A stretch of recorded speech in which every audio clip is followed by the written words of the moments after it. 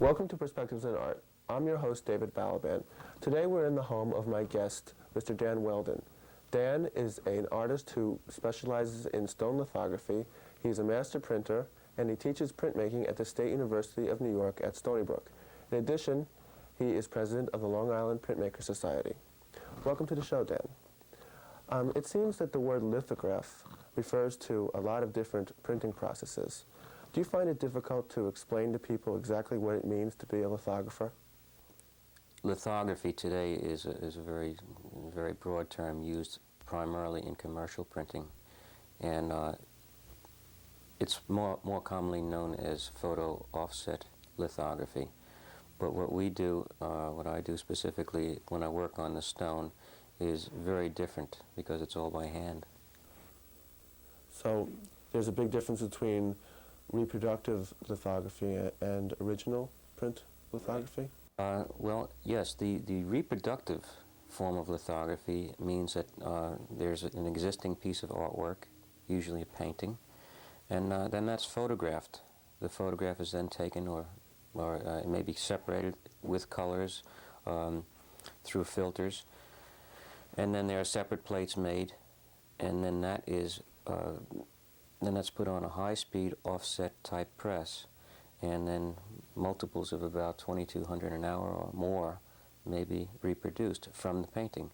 And it's quite different than rolling up by hand, where the artist draws each color separately on a separate stone, and then printing each one by hand separately. Yeah. There also seems to be vagueness in the term limited edition. Can you expand on that a little bit? Yeah, limited edition actually stems from people that have had experiences where the plate or the stone would wear out, and then it wouldn't exist anymore. I mean, it would be automatically ended. With today's lithography or today's commercial lithography, if something were to wear out, you simply photograph it again and make a new plate. That means that in many cases, as long as there's something else that exists, it can be done again in another edition. But what we're doing is when we finish a stone, I grain it off, and I can redraw on it and use it again for another image. So Dan, what do you see as the major difference between stone lithography and other types of lithography? Stone lithography it's not really better or anything like that. It's just a personal thing. I happen to like the feeling of the stone. I like graining it down. I like taking the surface and just working on it. It has a certain nice feel to it. It's very sensuous. It has it's something that doesn't give. It just stays there. When you move it when you move onto it with crayon or with the liquids, it really doesn't move away from you. It's there as a permanent thing. It's that slice of nature that's so lovely. Is it more difficult to work in stone as a medium as opposed to, let's say, metal or the other forms of lithography? It's not more difficult in terms of the creative aspect. In fact, it's easier because it has more variables. It can be scratched. It can be manipulated far more than metal can. Most artists do prefer the stone because it's rarer. It's more commonly lithography is done on metal plates, aluminum particularly, and the stone being it's something just kind of special. So the major difference in working with stone seems to be your affinity with the stone itself, rather than the actual quality of the print that you can get from the stone. Mm-hmm. Do you find that one has to attain a special understanding of the stone, of its subtle qualities, in order to really kind of make a good stone lithograph? Well, I think that, yes, that comes through time and experience. Naturally, the more an artist works on a stone, the more he's able to bring out whatever the stone has to offer. In other words, you spoke of the stone's sensuality, its kind of sensual quality. Does that come from kind of feeling of yours of kind of being one with nature, or more? I guess that's a nice way of putting it. Yeah, What kind of things go through your head when you first start to work on the stone? When you have a fresh surface, newly grained? That's a good question. And I don't really know that I can answer it directly because there's so many things. My mind is always filled with things, and being a creative person, you always want to do something new, and yet there's a certain love, a certain spirit from the remaining piece that seems to carry over into the new piece. Possibly the image before seems to linger somewhat, and that connects into the newer piece. I look at a blank stone and I literally attack it with a very emotional kind of a sense, and then later on I get into a little bit more of I guess a more controlled or a much more disciplined type way of working later on. Dan, where does your artistic inspiration come from? Does it come from seeing other people's work, other lithographers, or from nature? The inspiration, I guess, really is got to come from a combination of things, probably from a lot from nature, and many things that I find and pick up and see. Not so much from other artists. I think that's one thing we all try to avoid. We want to be as unique as possible. We don't want to have anything to do with. We don't like to be told that our imagery looks like so and so, someone else's. Where did you first study lithography? I studied in Munich, in Germany. I spent 2 years there working at the Academy of Fine Art. And then later, while I was at the Academy, I did a little apprenticeship with a local master printer, worked with a number of artists there, and then started back, after 2 years, I came back to the United States and started setting up my own press. How is your present style of working different from when you first started out in the field? When I first began as an artist, I was really kind of a floundering person, not really knowing which way to go, what to do, and I guess one day I would be doing something very tight and very realistic, very pretty, and then another day I would try to do something very ugly or very aggressive, and not really have a particular direction. It's just as of late, in the last number of years, that there's been more of a solid kind of feeling about one particular thing. Do you find it hard to make people understand how the process of stone lithography works? It is. It's a complicated kind of a thing, and it's, I can say, sure, oil and water do not mix, and, you can understand that, and everybody knows that, but to actually see it happen is what, since it's not a physical characteristic where objects are there or not there, it's a chemical kind of thing. It really has to be seen, and that's really where you get a better understanding of it. It's kind of hard to picture in a way. Yeah. Well, why don't we go into your studio, and you can explain how to do stone lithography while you're actually making a print. Fine. Sounds good. Okay, good. I'm preparing a Bavarian limestone for drawing, and in order to do that, I've got to erase the old image, and that comes off with water and carborundum with an abrasive action.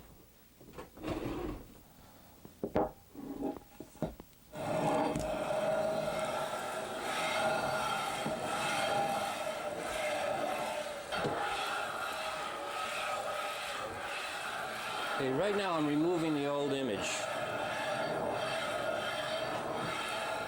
The stone is Bavarian limestone, and comes from Germany, and it happens to be one of the few substances in the world, actually, that is ideal for hand lithography. It's the nice thing about it is it's sensitive to grease as well as water, and the whole process involves chemical printing. As you'll see a little later on, oil and water do not mix.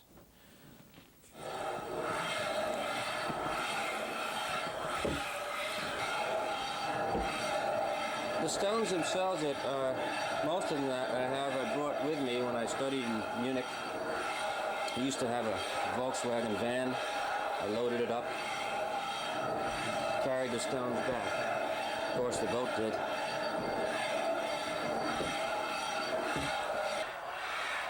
The carborundum is becoming very sticky, and now we remove the stone and take a peek at what we have. The stones are very cumbersome. One of the nice things that I like about hand lithography is the graining process. It gives me a good workout. It's a nice amount of exercise, and trying to do it in the morning. And you see nice patterns and things, and I kind of like to use it as a meditative type of situation. This is also a very nice feel. Running your hand with water on the Bavarian limestone has a certain sensuous quality to it. Now, I've just removed a little bit of nature right off the top surface, and I'm looking down at a fresh stone. It's very inviting. It's very inviting to draw and to create on.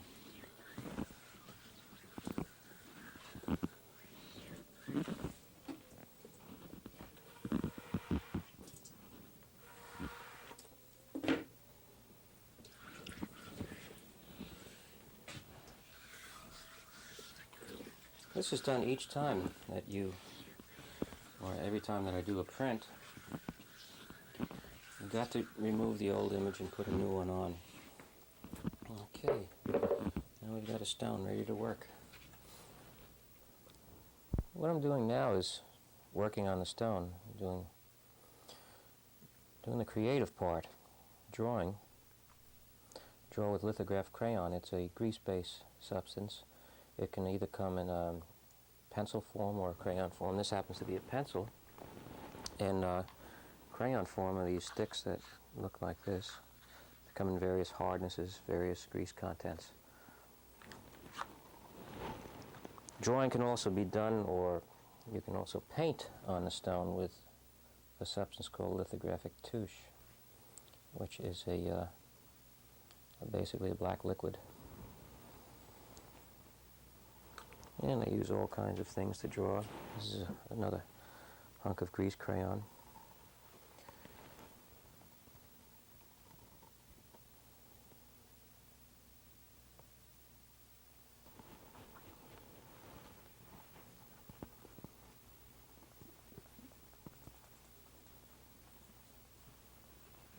Yeah. My artwork involves more than just drawing. It involves using other objects that I find. Things like mud flaps, license plates, sometimes other objects. Then I put a greasy image on, or just grease them up and then put them down onto the stone. This one has a Pennsylvania license plate on it. And it's very abstracted, because I don't want it to look exactly like a photograph. Sometimes I'll use two hands because I can get more pressure out of it. This happens to be a very emotional part of the work, as far as I want to put down a lot of aggressive lines. I like to combine aggressive techniques with very fine, delicate forms, and combining emotion with discipline. I like to draw with two hands sometimes. It puts more of myself into it. Doesn't really matter left hand or right hand. I'm a little bit better with my right hand. But sometimes the left hand gives it some other kinds of effects that don't bother me. Certain crudeness comes out.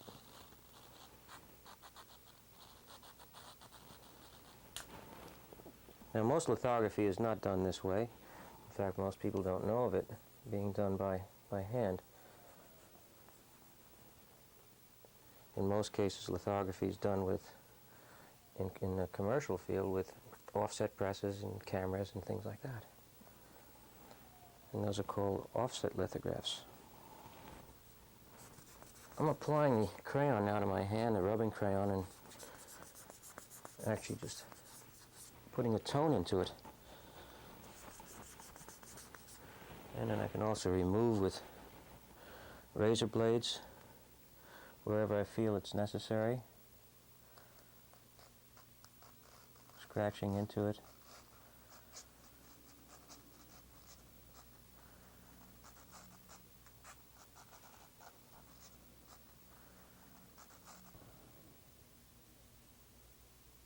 I think I'm pretty much finished now.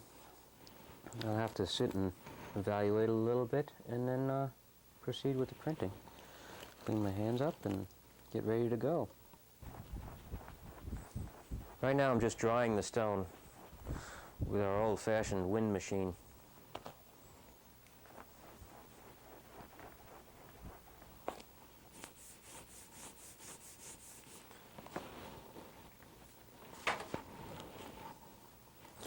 The next thing I'm going to do is I'm going to put a little bit of a preparation to the stone. The image has got to be treated. I'm dusting it with rosin and talc.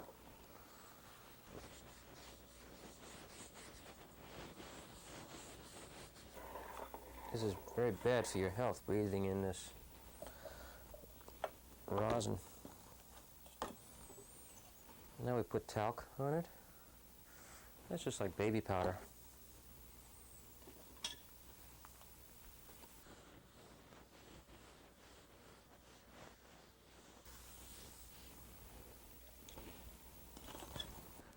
Okay, after dusting the stone, what I'll be doing is putting our so-called etch on it. Now, it's not really etching the stone or eating it away, but it's giving the stone a water-loving nature. And this is a combination of gum arabic and nitric acid. All right. It has to be measured kind of carefully.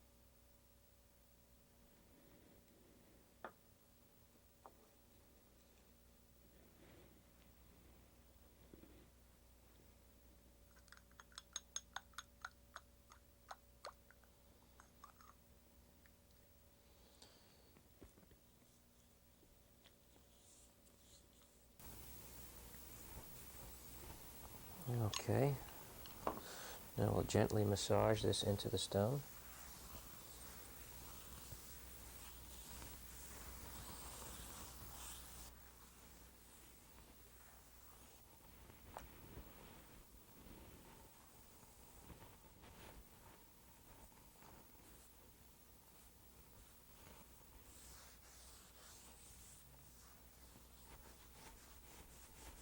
And now the stone is basically going to take a little bit of a rest. It's going to take some curing time.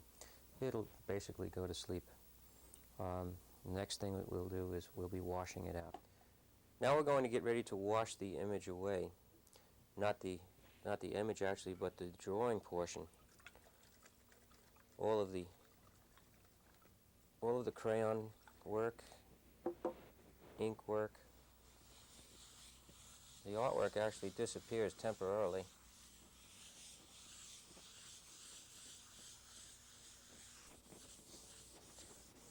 Almost completed getting the image out. You notice it's gone. And now we'll put a little bit of a grease base back into it. I'm adding asphaltum. It's like tar. This will help to make the ink stick to the image. And now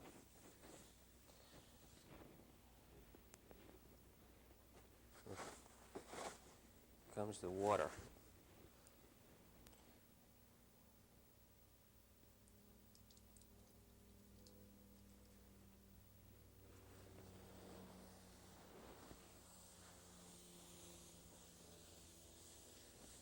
Notice the water is absorbed into the non-image area. The type of ink that is used in lithography is an oil-based ink. It's a printer's ink.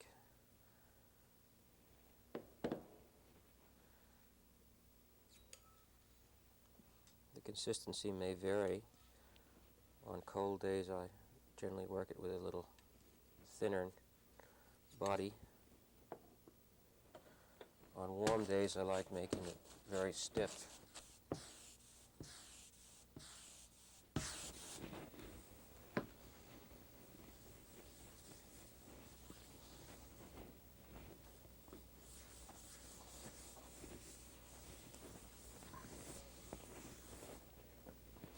Each time that the ink is applied, the stone must be re-dampened.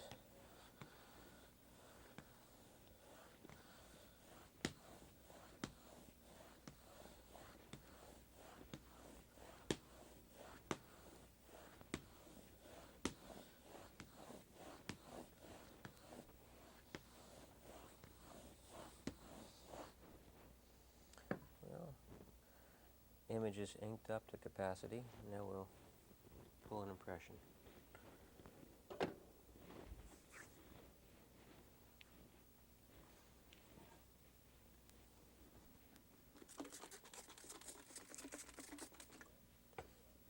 The paper's dampened before making the print, and I like using rag papers.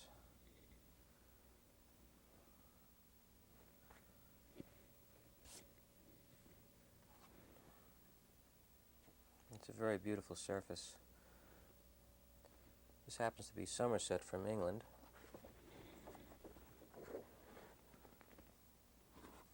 Try to visually center it now. Okay.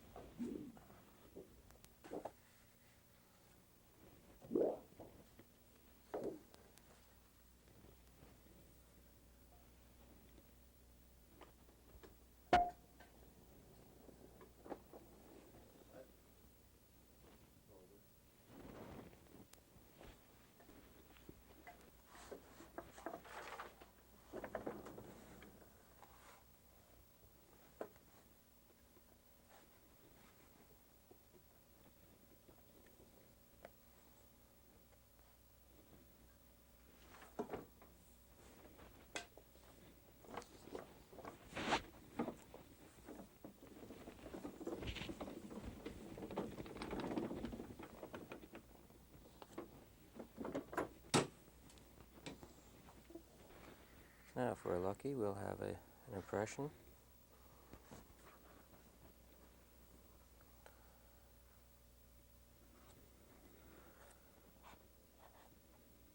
One of the nice things about printmaking, the suddenness, the immediacy.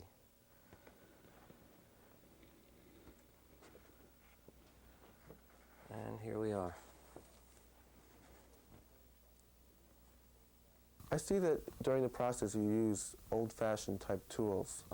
Has modern technology affected the art of lithography at all? Oh, I'm sure there's a lot in terms of, I don't bother making my own inks. I mean, I buy the ready-made inks because, but there are certain things that, I guess it's just that won't leave hand lithography.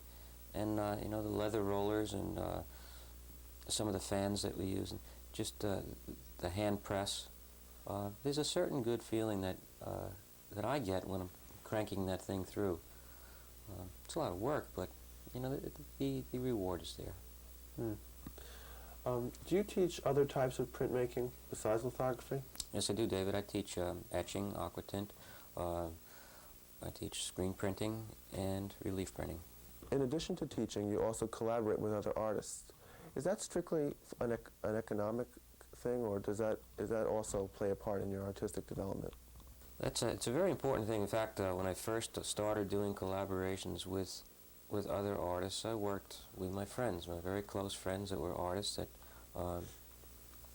I enjoyed sharing a little bit of knowledge that was given to me, that I basically learned that none of them had that much experience, and it was a nice thing. There was no economic factor involved at all. Lately, it's become an economic thing, primarily because of the time element.